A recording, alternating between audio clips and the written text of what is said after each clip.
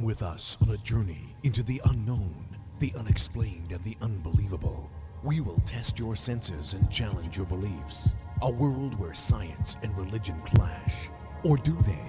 You will meet real people and hear real stories, but you will not believe. You will witness strange sights and hear strange sounds, but you will not believe. This is the New England Ghost Project. Welcome to the nightmare. We're back! Hey! Welcome to Ghost Chronicles Next Generation. With And Ron. Yeah, we're here at Veasey, and we just wrapping up the spur, of course. Everybody's gone, so Anne and I are here. A little tired. being exhausted. And we put together a show for you guys to see what Spur Chronicles is all about. And we're really excited. It was such a good weekend. Yeah, it was. And all right, I have to stop right there because Anne and I, a couple funny things happened. First one was Saturday morning or Saturday night, whatever. Saturday morning. Saturday morning. Yeah. Anne says what? Ron, I got a text from you. What was it? First of all, I looked at my phone and I saw a text from Van Helsing because that's literally how he is in my phone. So I'm like, Ron doesn't text. That's true. So all it said was A. That's it. That was the whole sum total of the text message. And of course, me being me, I text him back. Are you trying to text me? Did you want something? And me being me, who don't They didn't look care. at my texts, I didn't answer because I don't text. Yeah. But the thing about it that I found fascinating is that, people say, oh, you butt text. It's like, I don't see how I can do it because to do it on my phone, you've got to go through like 4 or 5 steps. And then you got to put the A in too, and send. So think about all what it has to be pressed. It's a number, because he does not have an iPhone. Oh, hell no. You would just hit text and start typing. No.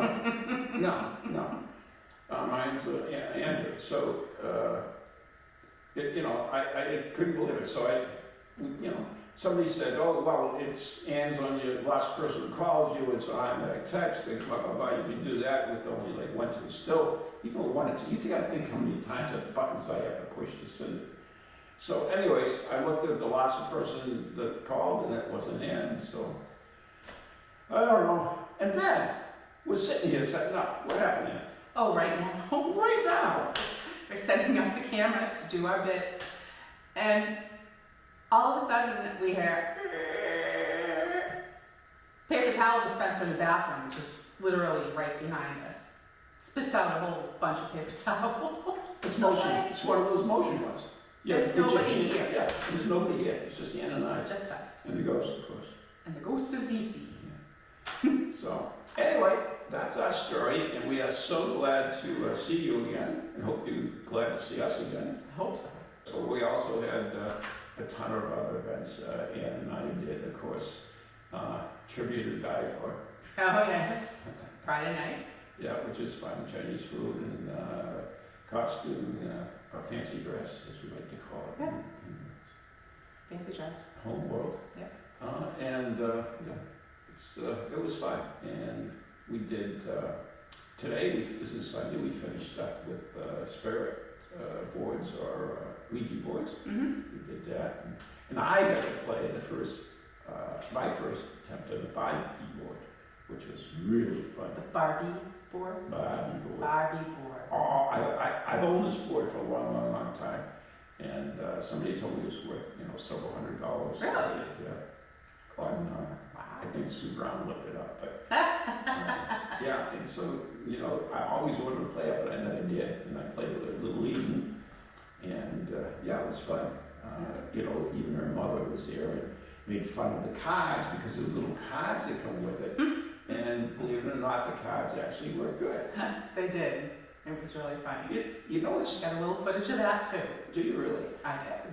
The interesting thing about it, Ian, is that when people do the Ouija board or they do EVPs, a lot of times they sit there and, can't think of a question to ask. Mm-hmm. So with the cards, it made it easy. This was the question you asked. You didn't have to do That's that thinking, so that was kind of fun. That's true. Yeah. It does make it easier. Yeah. We had some great lectures. I always do that with EVPs. Yeah. Okay, ask the question. We have a standard list actually in the GP. Oh, really? Yeah, standard list, so there's no hesitation. We know what we're looking for. Yeah. Yeah. Well, it's a good idea. Yeah. Yeah. So it goes through, and it's genetic, so it fits everything. I always still ask other questions if we're on a particular subject that works. Mm-hmm. But we had some great presenters. Mm-hmm. Yes, Yeah. very nice. Stephen Scott zoomed in today from Scotland, did a nice presentation on Scottish ghosts. Scottish Ghosts. Yeah. He's great. I love him. He's the best storyteller. Oh, God, is he? He's wonderful. Yeah. Wonderful storyteller. And last week, yesterday, Saturday, we had 6 workshops and things, which was great. Yeah. 2 in the morning, 4 in the afternoon. Something like that. 3 in the Yeah. morning. 3 in the morning. We had Very good. working with crystals. Mm-hmm. We had Roxy Zwicker. Oh, Roger Swicker, how could I forget that? Yeah. And she was working with Always wonderful. one of her spirits, what was her name, Elizabeth. And then after lunch, we had, Barbara Sillery. Sillery Yes. from the Cape, and Wonderful. haunted Cape shipwrecks and pirates, and then Thomas D'Agostino on Yes. abandoned towns and stuff, which was cool. And then Bigfoot. Bigfoot. Bigfoot. With the actual cast of Bigfoot. And that was it, and we wrapped it up with Maureen's psychic detective workshop. Yeah, that was Maureen. cool. That's always really intriguing. Because they're literal cases. Yeah. Cold cases. They're fun to do. Yeah. And then we wrapped up we didn't wrap up the week of Saturday night. And you got 3 events, which is kind of cool. And it's not like you had to pick and choose, you got to do all 3. Right. We had Ian's wonderful Panic room. Panic room. We had this glass rolling workshop that people absolutely loved because I had created a new table for it. Very cool. And then we did a place that we'd never been investigated before. We got to go over there and take other than us, but he took a spin through there and did a little investigating. So it was a really good weekend. Everybody really enjoyed it. Very good. Nice work. This is Kendall. She's R&R Traders in Newburyport. Correct? And she has a storefront with tons of cool stuff, weird stuff in it, really weird. Yeah, they're called crystals. It's not a black and white area. It's gray. Everybody's different. So what might work for her, because they told them on Instagram or TikTok or one of those YouTubers, do this, do that. That doesn't necessarily work for everybody else. So what I like to do is teach you how to incorporate crystals and pick your own crystals. Your body will tell you. That's when we're going to do the interaction with each other, and you're going to learn how things make you feel. I still don't feel the crystal, but they all scientifically have different energy points. And I think that's what we have to turn on, and that's what Maureen helped me with, was most of it's done through meditation. And a lot of people, if you just stood still for a minute and just felt like what's happening to my skin. You'll feel tingles if you just find your baseline. And that's what I have everyone do, is just relax for a minute, and then we'll go through together as teams or 3s, I don't know how many we have in here, how to pick your crystal. We typically look at emotional areas like anxiety, stress, maybe it's relationships with, when I say relationships, it doesn't mean Valentine's Day hearts. I'm talking, it could be with siblings, family members, work, co-workers, things like anger management fall in there. Those are kind of the negatives, but there are positives too. The other is like spiritual, meaning you've moved to that stage where you want to hit the mediumship, you want to do more work with your ghost hunting, all those things, how to develop those chakras. Now, they'll talk a lot about chakras. And I gave you the basic 7 on the back, and they're color-coded.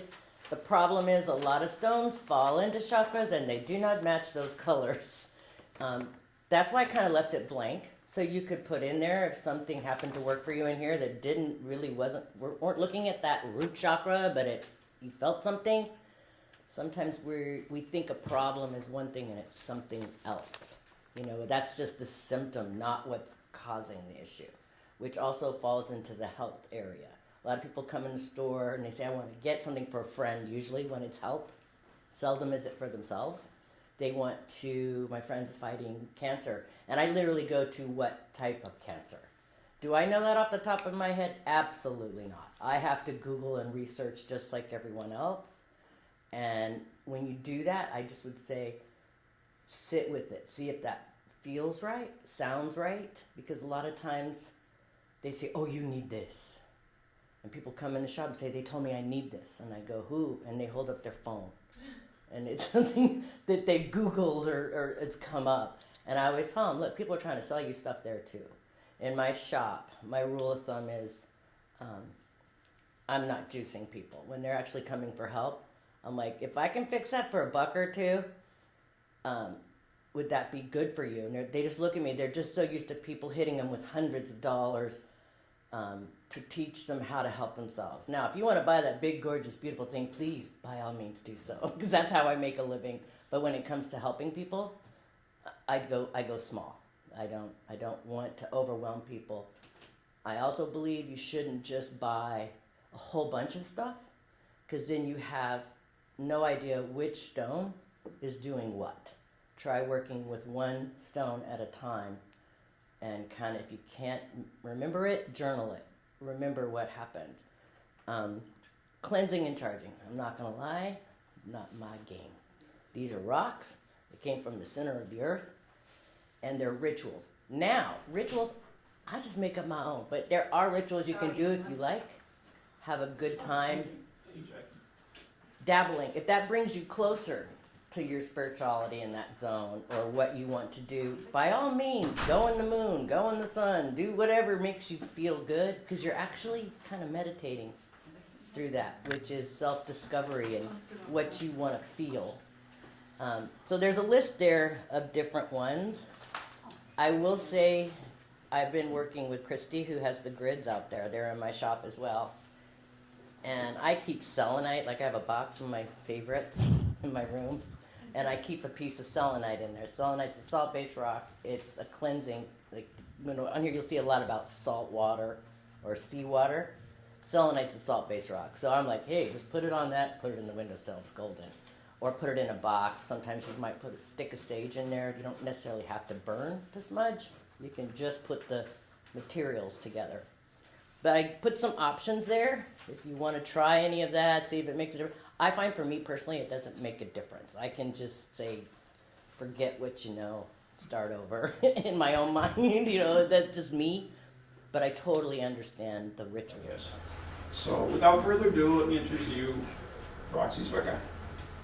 Oh my gosh, I am so excited to take a deeper dive into one of the stories that you really can't even define. It's really difficult to explain that I work with somebody from the 1700s trying to heal people's lives. And all that I ask is you have an open mind. Obviously, you're here, so there is some sort of open-mindedness involved. So I'm going to bring you to Portsmouth of yore. So I'm down from Portsmouth, New Hampshire. Like I said, I've been doing tours there for a really long time. One of the favorite places that I discovered and remains one of my favorite places in New England is the Point of Grave Cemetery. The cemetery is the oldest in the state of New Hampshire. Officially, the date there is 1672, although burials took place there as early as the 1650s. So we're in Portsmouth's South End, and you can see it's actually not a very large burial ground, but it is full of so many amazing stories. And I've always found myself spending time in here, not even on a tour, not even exploring, but just sitting and being. And I think sometimes when we're in places that have, hauntings or ghost stories or spirited activity, sometimes it's just nice just to sit, not to bring any equipment, not to take any pictures, just to sit and take it all in. So one day, I'm in the point of graves, just wandering around. My husband was with me as well. And as I'm walking around, I'm just taking a few pictures of the gravestones. I walked over to one particular stone that I found to be quite fascinating and took a few pictures of this stone, started to walk away. And as I was walking away, all of a sudden I felt a hand on my shoulder. It was as if I had my back turned and someone was reaching out to call me to come back. So I turned around and I looked, and the trees that were there at the time were too tall, I was too short. So I was like, it's not a tree branch. There was nobody around me in that immediate area. So the amazing Ken was over by the cemetery gate. Now, I've been into this for my entire life. I've, always loved ghost stories, always asked about haunted places since I was a kid. However, I will confess, I was a little bit spooked.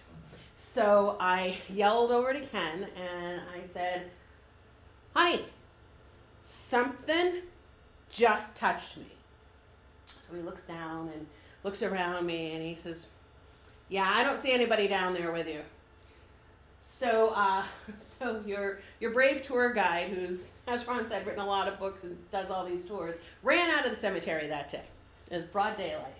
And I ran onto the sidewalk and I stood there, looked across the street at the burial ground, and I said to Ken, I said, there's something in there.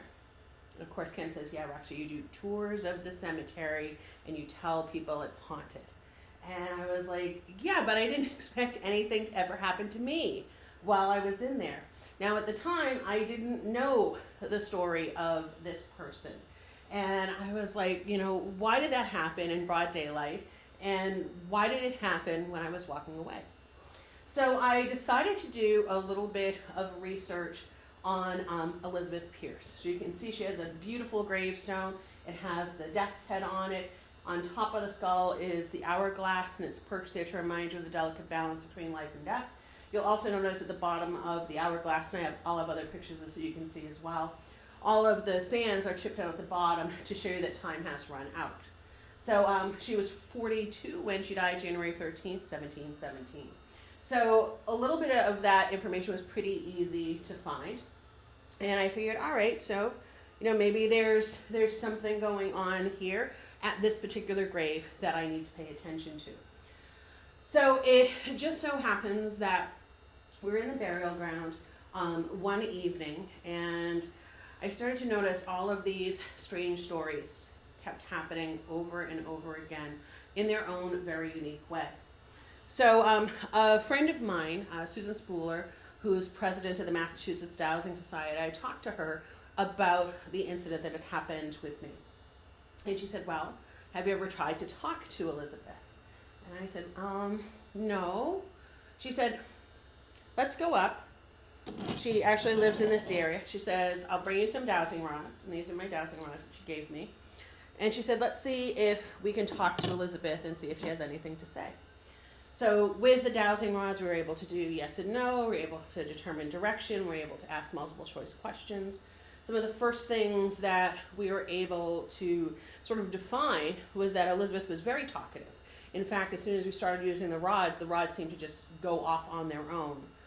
She wasn't interested in crossing over. She wasn't looking for the light. And that's never really been my approach with spirits. You gotta go right to the light. We know you're stuck here type of thing. Like, that's not what I do. I try to understand what's going on, and certainly trying to understand why Elizabeth was reaching out towards us. So I decided that the approach when we came into the burial ground would be not just to talk to Elizabeth, but to ask Elizabeth who our group walked in with. So who the spirits were that were wandering around with the people that were coming in with us. Because I'm a firm believer that we all have spirits with us, sort of call it our spiritual support team, guides, guardians, and ancestors. So a lot of people who come on the tours are sometimes really surprised because they think they're going to hear a ghost story, and then when I turn around and tell them, well, you have a spirit that's with you, Elizabeth is telling us this, it really does sort of put this interesting twist in the tour.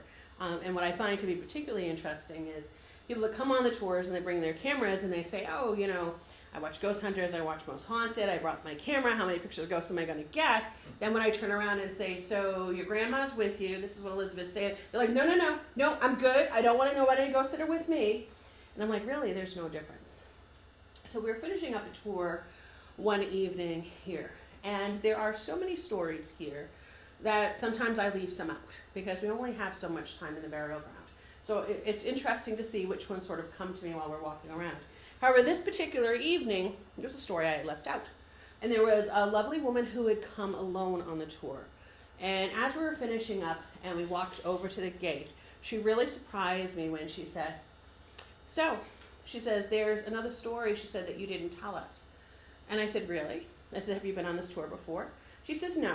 I said, so what story didn't I tell you? She says, you didn't tell us about the little girl that's in here. And I said, no, I actually didn't. I said, so where did you see this little girl? And she actually pointed to this area of the burial ground, which is a little bit to the right as you're going into the burial ground. Elizabeth is to the left. She says, she's right over here. She says, in fact, I saw her peeking at us from behind one of the gravestones. And again, it was sort of this dusky time of day. And I looked, and I didn't see anybody. And I said, well, I says, there is a story of a little girl in here. I says, it's really sad. I said, and I, sometimes feel that maybe it's just best left unsaid. And she's like, oh no, I need to know that story. And I wondered why. Like there was something in her demeanor and something in her speech that seemed very urgent.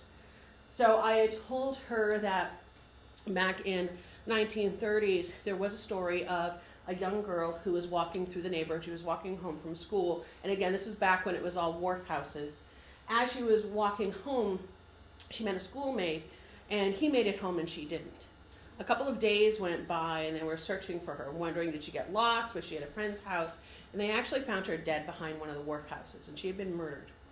And the young man that was with her, had actually been down from Portland, Maine.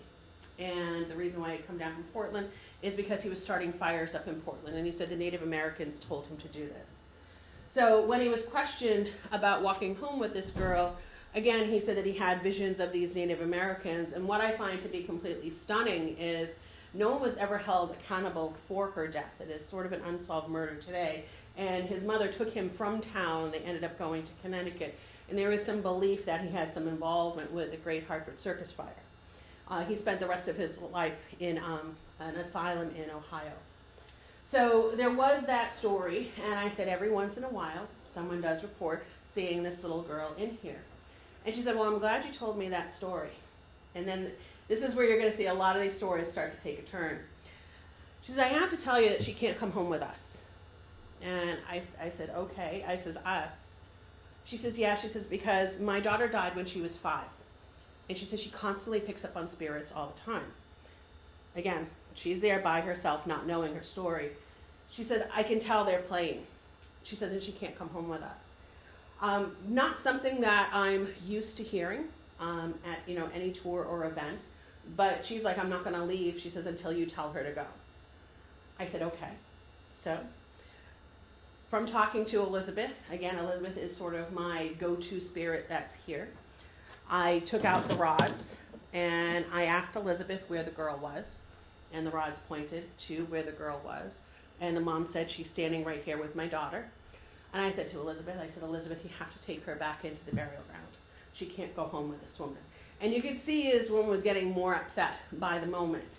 And she's like, I can't have her come home with my daughter. I'm tired of her picking up spirits.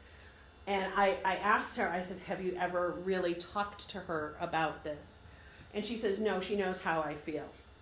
So I didn't want to pursue it too much because I could see she was getting emotional. So I asked Elizabeth, can you please walk her over to where your grave is from where we were here? And you could see the rods were just following Elizabeth back. So I followed back over. I went with the mom. We stood there. I said, I think she's going to need to be bid farewell, so that way she stays here with Elizabeth. And I asked Elizabeth to look out for her. And again, this sounds like it's way off, the map for ghostly things that are going on, but this is sort of par for the course with what we experience in there. So it took a moment, and the mom turned around and she said, she's gone. And the rod stopped working. I could tell Elizabeth had taken her sort of away from where we were. We used the rods to go back to the gate. I said, I'm just going to make sure that there's no one there. I asked for the rods to stay open as we made our way back to the gate. Mom was okay. She felt a sense of relief. I actually walked out of the burial ground across the street onto that same sidewalk that I ran that day. And she thanked me. And she said she's trying to find a way to work with her daughter, but her daughter was always just so friendly, both in life and in death. She said it's not uncommon for her to be talking to spirits on the other side, and she picks up on that. So not only was I stunned, I was also saddened. So a lot of what I experienced with Elizabeth is sort of this roller coaster of emotions and this roller coaster of unexpected things. We're very proud to present someone who came all the way from the Cape, right? Mm-hmm. Where in the Cape? Falmouth. Falmouth, all the way from Falmouth up here, just to present. So let's give a good applause for Barbara Sillery, who's written a bunch of books. Thank you all for coming. Again, my name is Barbara Sillery. I am a television producer. I also am a writer, director, and I'm an author of 9 books, 7 of which are all about delving into the history and the mystery behind haunted tales. And before I get started, come on in. I do have a confession to make, and that is, I am a ghost snob. That's what I said. I am a ghost snob. And I have a very, I think, valid reason for needing all of my ghosts to have a pedigree.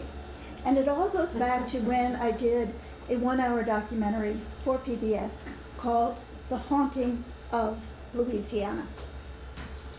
And I wanted to include ghost stories from throughout the state in this 1-hour documentary.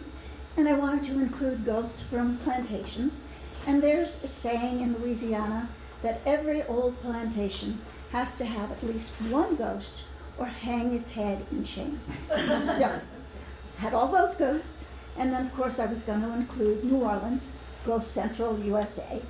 So my issue simply was, I had too many ghost stories to fit into a 1-hour PBS documentary, because the PBS documentary actually is only 56 minutes and 40 seconds. So I had to develop a criteria to narrow the field. And what I did was, number 1, I said for a ghost to be in my documentary, it had to be connected or based on a real person. And then my second criteria was that this story had to be connected to a historic site.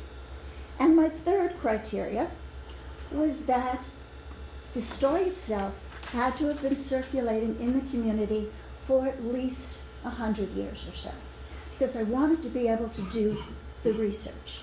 I don't do urban legends, for example, because there's not a lot there for me to work with. So I found that using these guidelines worked really well for the documentary, and I wound up using these guidelines for all of my books. Now we're going to go down along the Massachusetts coast, and there is a sea chanty out there that says there are 3 kinds of people in this world: those who are alive, those who are dead, and those who are at sea. So young Caleb Hamlin was on the whaleboat Congress, and he stood poised in hand, ready to deal a fatal blow to a whale. But the whale turned abruptly and struck the boat, and Caleb's feet were tangled in the line. He was yanked overboard.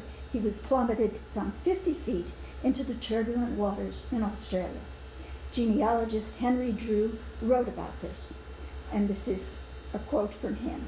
On May 12, 1858, 3 boats made fast to a whale. The whale fought, knocking the captain and another mate overboard, then attacked the boat, opening and closing its 22-foot-long jaws with great force.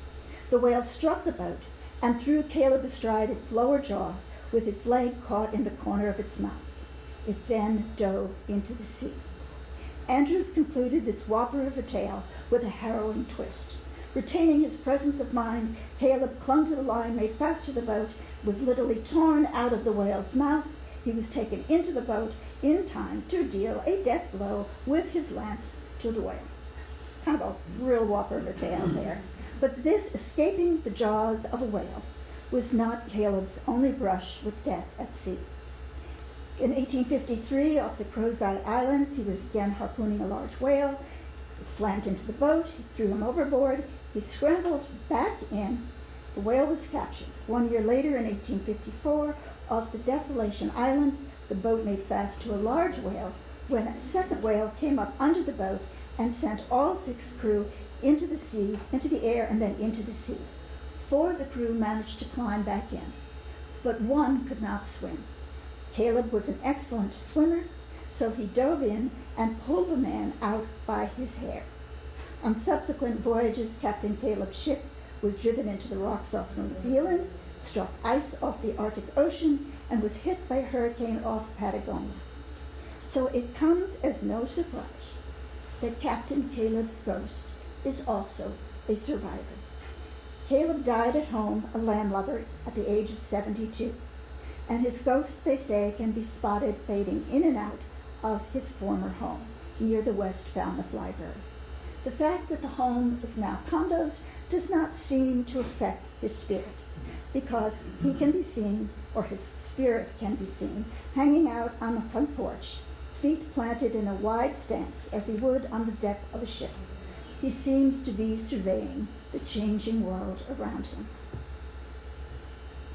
Caleb was died on April 17, 1907. He's buried in Oak Grove Cemetery, and visitors to this cemetery swear that they see, and have seen on various occasions, a pale gentleman formally attired in a dress coat and white bow tie, and that he is inspecting the marble pillar that serves as his family monument.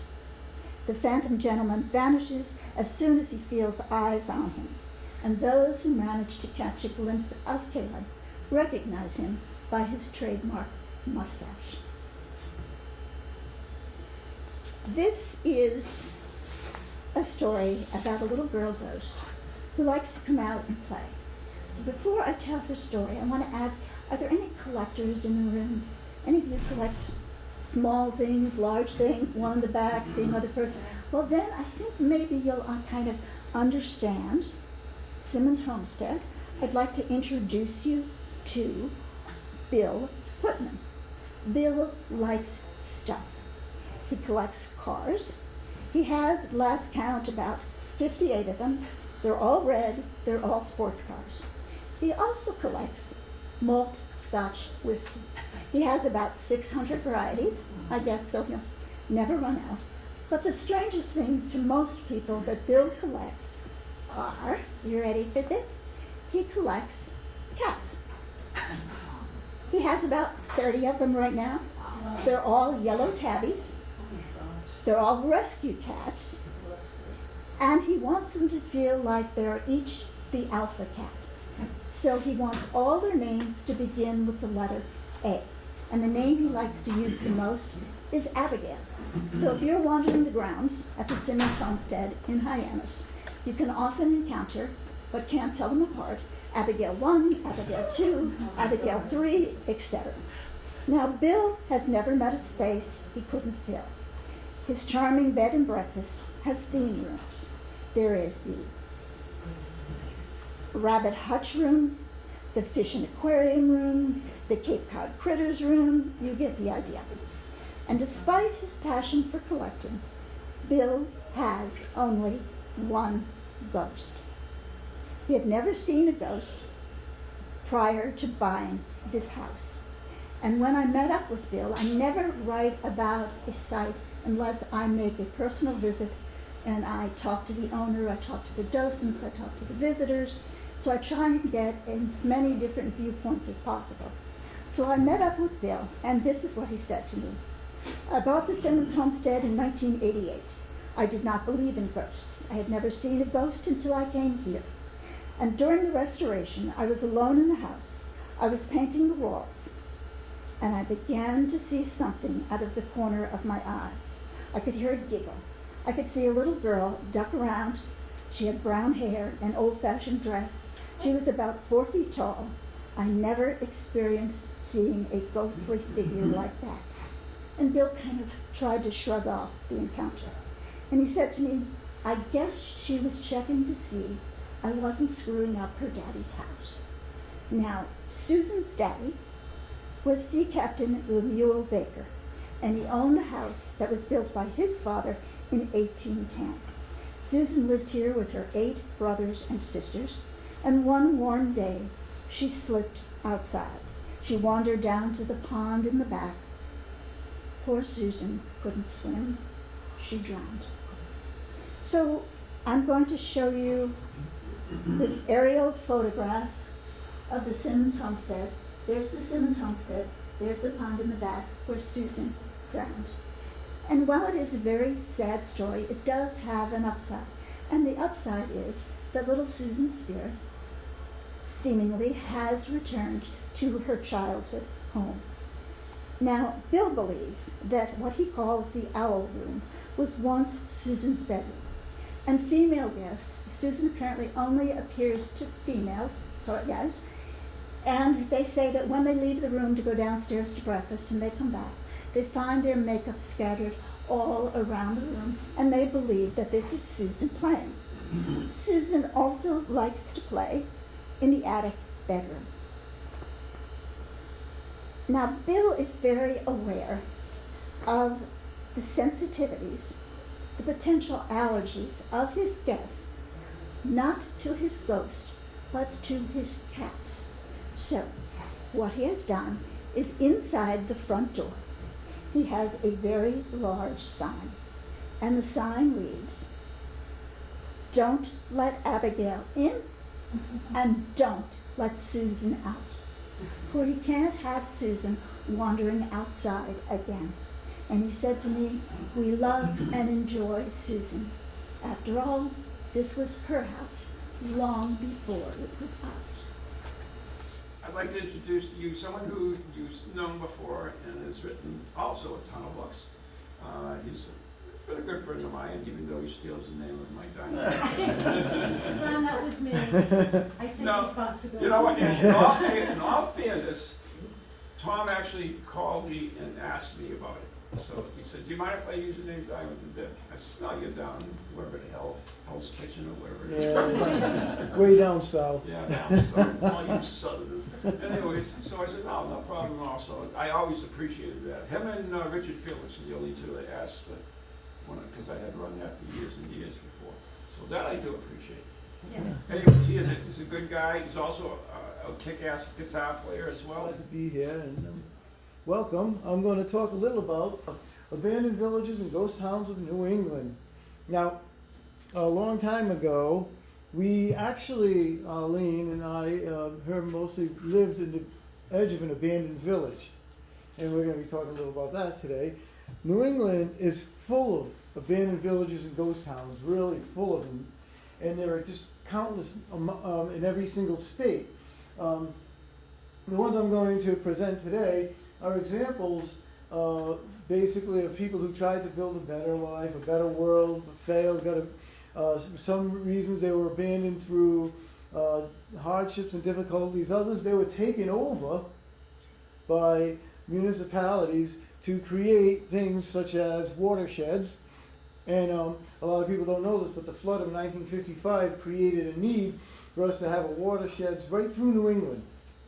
So they cut 2 swaths straight down from Maine all the way to Long Island Sound, and anything for runoffs in case the floods of 55 should ever happen again. And what happened was anything in the way was gone. Okay, when they decided to do that, the Army Corps of Engineers, some were turned into reservoirs, which you're going to see here. I'm going to start with one of our favorites, Dogtown. How many people have been to Dogtown? All right, cool place, huh? How many people never heard of it? Dogtown Common. It was called the Common, actually.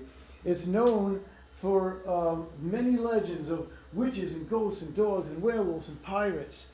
And basically, it was settled around 1643. It was originally called the Common Settlement. What happened? It was settled because they were afraid of the coastal area. The richer people living around the coast and commerce were afraid of pirates and whatnot, And so they built their houses up in this plateau in the middle of Cape Ann. So if you go to Cape Ann, Dogtown, if you look on old maps, you may see it. Believe it or not, it's not mentioned very much in a lot. Even Roger Babson's family doesn't mention it in their writing on the history of Cape Ann. But it existed there. As much as 80 families lived there, which is pretty darn big, you got to admit, for a town back then. And until about 1750, it started going downhill. But this place, what happened was these people would go there, they lived there, and then a lot of them were merchants, so they'd go out to sea. And when they go out to sea, maybe they wouldn't come back, leaving the wives as widows. Now, the houses are empty, people are moving out, leaving, and these houses, who's going to fill them, right? Well, squatters, fortune tellers, they call them, witches, the lesser of the society. And so these people, the widows started getting dogs for protection, out of fear. Well, when they die off, what happens to the dogs? Well, the dogs would run rampant all over the place. And that's where it got the nickname Dogtown. Now, one of the things about the coolest thing about this was one of the last people to be pulled from Dogtown, the last people were put into the poorhouse because the place was in such bad condition. People like Judy Rhines, Mal Jacob, Lisa Carter, Old Ruth. Now this is great. Judy Rhines, Mal Jacob were witches. They were known as witches. They would tell fortunes. In fact, they would go from home to home as each home just fell in to the cellar hole. They'd go find another one in Dogtown that was inhabitable. And they said that several people, like the sea captains and the sailors, would go up there to have their fortunes told by Judy Rhines and Mal Jacob and Peg Wesson. And they would actually, some of them would never show up again. Where did they go? Well, we don't know, but I'm sure Judy Rhines and Mal Jacobs did. Easter Carter, she had the only two-story house in Dogtown. She used to fancy having the young people come over for her cabbage. She said, "I eats no trash." She'd have a boiled cabbage dinner. That was her big main dish. Sammy Stanley was kind of funny because he lived with his aunt and his excuse me, his aunt and his grandmother, and he was dressed as a woman because they wanted a woman around the house, so he dressed as a woman and he'd go out and do chores as a woman. And later on, after they passed away, he actually bought stock in a mill and dressed like a man finally, but when he was old enough to. But yet, old Ruth was a freed mulatto slave who dressed as a man and built stone walls. She could build a stone wall better than all of us put together today. And she lived on the second floor of Easter Carter. Aunt Luce George and Tammy Younger, they were really the head witches of Dogtown. They had a house right at the edge of Dogtown coming over the bridge, and you had to pass through Dogtown to get from one end of Cape Ann to the other. There was no other way through.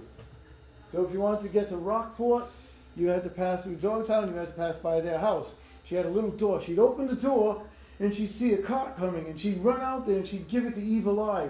And the ox would actually stand still with their tongues hanging out until the person who was in charge of that cart gave her a bounty of what was on the cart. She'd come out and she'd start screaming her vocal pyrotechnics at them, and she was a very heavy woman. In fact, when Tammy Younger died, John Hodgkins was in charge of running he was the cabinet maker.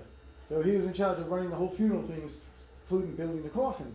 Well, when he finished the coffin, he put it in his kitchen, and it was pouring, raining out, and he had beeswax, a beautiful coffin. But they said that she was already in it, the family, and they would not allow the coffin to stay in the house, so he had to bring it outside. So they buried her with a full burial with a plaque and everything because they were so afraid of her coming back. Well, another thing that had happened here is Johnny Morgan Stanwood was the cobbler. He worked at a place called the Boo. Later on in life, he thought his legs were made of glass, so he refused to walk. But Tammy Younger had two teeth that she wanted taken out, her two front incisors. So what he did, being the jokester, was he pulled one halfway out. He goes, I can't get it anymore. Let me try the other one. He pulled that one halfway out, and he goes, they won't come anymore. And Penelope had these big walrus fangs. And he let it go like that for a while until he finally said, I'll get them. But he also got a shower of pyrotechnics, vocal pyrotechnics. Peg Wesson was said to actually ride a broom, and she was the queen of the witches of Dogtown. Now, in Lewisburg, the battle over there, where Canada, there was two people from the area who had gone there, and they were heckling Peg Wesson before they left, the two soldiers. And one day they were there outside the fort, and hundreds of miles away, and all of a sudden this crow starts diving at them. And it's diving at them, and they're trying to shoot, but it keeps coming back. Finally, one of the guys takes a shot at it, and he swears he hits it, but it just keeps stacking at him. The other guy pulls out a silver button off his jacket, loads it into the musket, shoots it, hits the crow in the foot. Breaks its leg. The crow kind of flies away limping. They get back from their tour, and they found out that Peg Wesson had died because she fell and broke her leg, and it got infected. So they knew it was Peg Wesson. Isaac Dade and Peter Lurvy. Peter Lurvy was the first casualty of the revolution in that area when the ship, the Falcon, came to raid that area of Cape Ann. Him and a bunch of guys got their guns and started going after the Falcon. The Falcon started shooting on shore, and Peter Lurvy was killed along with one of the Reverend's pigs. Isaac Dade was a gunner on the Constitution. James Merry used to do bullfighting there. He wanted to be a bullfighter, so he used to gather people together in the common, Dogtown Common, and he'd do bullfighting. One time the bull got the better of him, and that was the end of that. But there's a marker, a plaque. This is what happened. Roger Babson saved this from being destroyed by buying the whole inside of Cape Ann. And then he hired stone cutters to cut things like sayings in the rocks and everything. And this one right here is where Dogtown Square was. Then he also had all the houses where they were. He had them found every house where it was, and he numbered them, and then he made a tour guide. You could walk through there and you could see who lived where and a little story about each person. Now people still swear that they hear the howling of the dogs at night and the whispering of voices and things like that. This was a typical Dogtown home. So they weren't like too much like shacks. And this is a map of Dogtown. You can actually walk the trails to this day. And it's a long walk if you can get lost. Luckily, Arlene and I know our way around. When we went with Jeff Belanger and Ron, did you join us on that one, or was it just your father, Ron? Just No, okay. Yeah, that was one where we stopped at the Rock, be on time, because he was 45 minutes late. It was one of the sayings in the Rocks. They had all the rocks that, work, never complain, and this and that. Like there's 22 of them on the Babson Boulder Trail, giant boulders in some cases. So the place you can still walk to is still haunted. It's an amazing place. It's probably one of the most amazing villages we've ever been to. So let me introduce to you someone who I've never met before. Crystal Panic. She is recommended by Kim. Yes. Kim recommended her. Thank you. You're welcome. My name is Crystal Panic. I'm going to be talking about Bigfoot cryptids and the paranormal. I'm a field researcher for the BFRO for the state of New Hampshire. Funny story how I got into the BFRO. I don't know if you guys remember Finding Bigfoot. They were doing town hall meetings all over different states and things. And my youngest daughter, she's not here, she had an encounter at our home in Farmington, and I had an encounter as a child. So when she had her encounter, it made me go, what is going on? So now I need more answers. So what is she seeing? So they were looking for people to do the town hall meeting, and we contacted them, and they had us go up to North Conway and do the town hall meeting. And it finished really late, and it was a snowstorm, and Matt Moneymaker was there. I actually have a next slide with Moneymaker that day. And I said to my daughter, wait, I have to go talk to him. So I turned around and walked back in and I said, you do not have any active researchers in the state of New Hampshire. How do I join? And he sat down and he interviewed me and we talked for like an hour and he said, welcome aboard. So that's how I did it. So I always say, if there's something you're passionate about and you want to do it, just do it, you know? So I am a member of Project Zoo Book. Tara, sorry, I knew I was going to do that. You're sure? I saw Project Zoo Book, that's exciting. So I actually just became a member of Project Zoo Book last year. I'm an author. I write during my daytime job. I write computer books for Cybex for Wiley Publications. So that's what I do during the day. Paranormal investigator. I always say I'm a knower. I had an encounter as a child, and that's what has really drawn me into this, doing what I do today. And also, I'm a contributing author for Squatch GQ magazine. So, and that was me with Bobo. So, next slide. Thank you. Just a little bit about BFRO. Was founded in 1995 by Matt Moneymaker. This was the day I met him and became a member of the BFRO. Oldest and largest organization of its kind, virtual community. We actually have a big database, and I'm not sure how many people have been out to bfro.net. You can submit sightings on that site, and what happens is it goes to a database. We can log in as investigators, look at the database, assign it to ourselves, and then we'll reach out to people. As I get further into the presentation, I'll show you some numbers for the state of New Hampshire. I handle the state of New Hampshire, pretty much solely state of New Hampshire. Massachusetts has Squatchachusetts. I don't know if anyone is familiar with Squatchachusetts, but John Wilkes and his team, Dave McCullough, and I work also with, my mind is going blank, I knew this was going to happen, Jeff Shepard. So Jeff Shepard also works with me.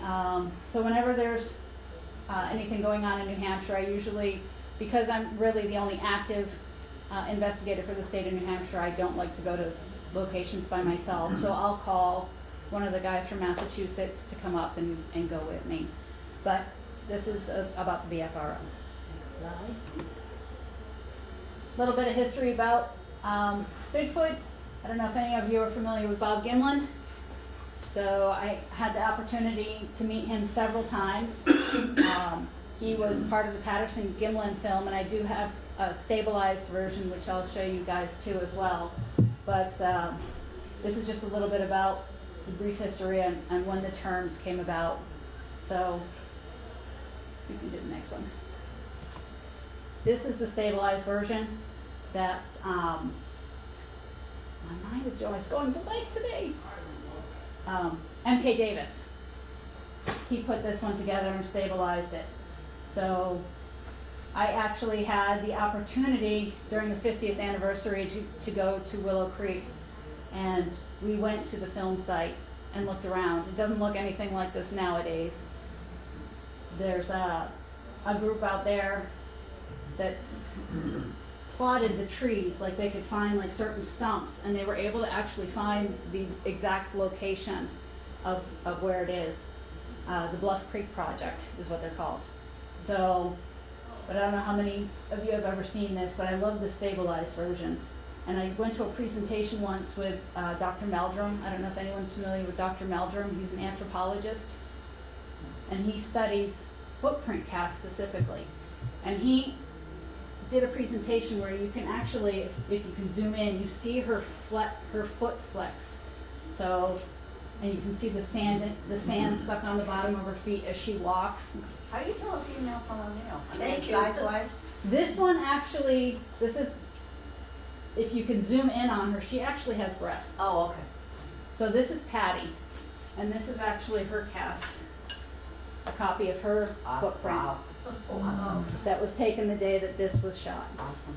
So if you guys want to take a look at this later, you're more than welcome. So this was cast October 20th, 1967. This is just a replica of that cast, but I actually was carrying some of these back from a conference, and a friend of mine was with me, and we were going through security, and they were looking at them, and they were like, what the heck? And my friend is like, they're fake, break them. And I was like, oh my gosh, don't you dare. They let me through. But I carried those on the plane. I was not letting those go in my baggage. Okay, next slide, please. Okay, is anyone really familiar with Bigfoot, or I know you are. Okay, good. So we have believers. Do we have knowers? No knowers in house? But anyway, this is some audio evidence that's been picked up over the years. I hope the speakers are loud enough. This is the Ohio Howl recorded.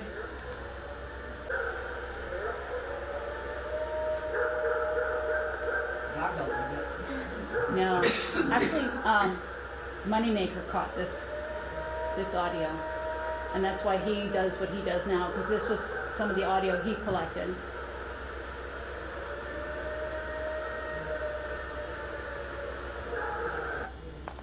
I love that audio. I'm going to play one actually from New Hampshire, and I wish I knew who filmed it, who recorded it, because I love it. But the next one is Whoops and Knocks, 1974, that were captured by Ron Moorhead and Al Barry. I don't know if you're doing the whoops.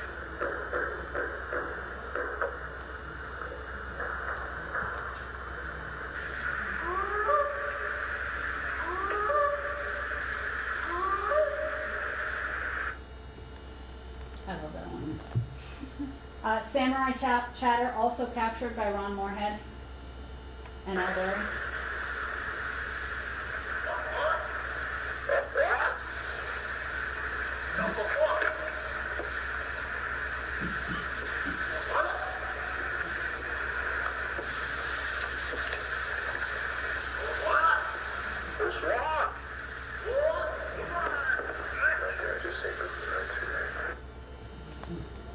That one always fascinates me. I love that. I actually did a podcast once with Ron Moorhead, and I felt like I was in the room with like the idol, the person who captured this really good audio. It was amazing, and I just hope one day I can get audio that good. Well, we hope you enjoyed Spirit Quest 2023 Beyond the Veil. And us back together again, Yay! at least for a little while. We'll see. We'll see if we can drag Van Helsing down to the studio and get him back in front of the camera. Yeah, maybe. We'll see. See what the future brings. So we want to thank you for listening and watching, and till next time, good night. Good night. God bless.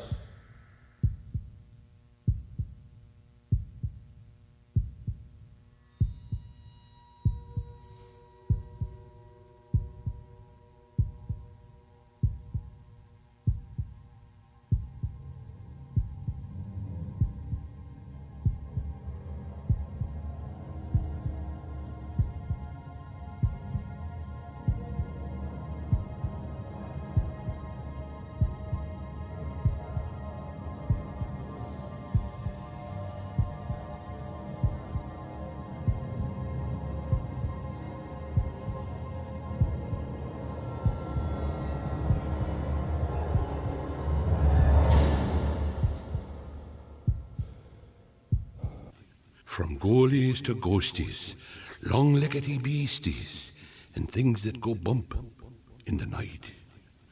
Deliver us, good Lord.